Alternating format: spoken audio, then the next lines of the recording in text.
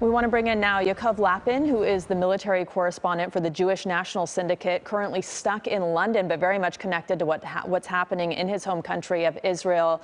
Yaakov, it's good to see you again. Thanks for joining us again today. And we are hearing that Israeli planes are now dropping pamphlets warning Gazans to flee. Do you believe a ground invasion is imminent? And do we have any indication of the timing?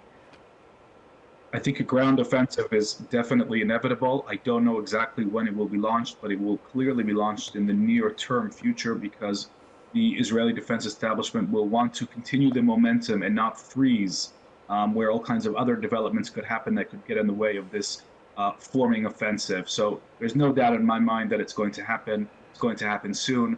I think at the staging areas near the Gaza Strip, the Israeli military, its commanders, are on the ground receiving intelligence about their intended targets and doing all the things that ground units can do that the Air Force cannot. I want to talk about yesterday you wrote about how Hezbollah is testing the waters north of Israel now. This is concerning to many people. Hezbollah and Hamas have said to have similar ideologies. How likely do you see them joining the war and the reporting that you're doing?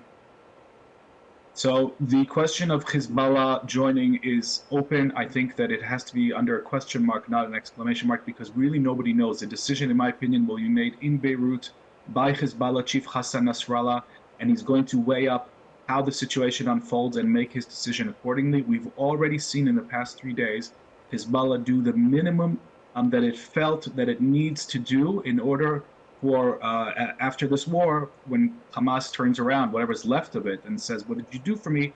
Hezbollah will be able to point at drones that it sent over, the mortars that it fired, the anti-tank missiles that it fired. But this is the bare minimum. So we have to be very, very careful about this scenario. It's clear that the Israeli military is preparing for that option. The sheer number of reservists that have been called up, they're not all for the Gazan arena, in my opinion. Israel is making sure that it's prepared for that scenario. And beyond signaling solidarity with its fellow terrorist army, which is what Hezbollah is doing here for Hamas, the question of where things go forward is extremely dynamic and unpredictable. We spoke with an Israeli journalist on the ground yesterday who said hearing President Biden's speech about Israel and his unwavering support from the U.S. for Israel was like oxygen for her yesterday. Do you feel, as an Israeli and as a journalist and as someone who's closely connected to this crisis, that Israel is getting the support it needs? I think the American support for the state of Israel has been critical, exemplary, just really I think oxygen is a wonderful description. The solidarity, not only in word, but also in deed. The dispatching of a U.S. Aircraft carrier strike group sending a clear message of deterrence to Hezbollah and to Iran. The sending of armaments. So this combination of word and deed and making clear that the U.S. Has Israel's back is extremely important, because Israel right now is going through the darkest period in its history. As are the Jewish people at large globally.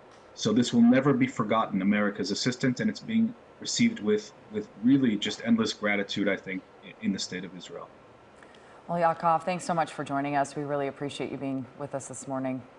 Stay with KCAL News and KCALnews.com for continuing coverage of the Middle East crisis. Plus, we're also streaming 24/7 on CBS News Los Angeles.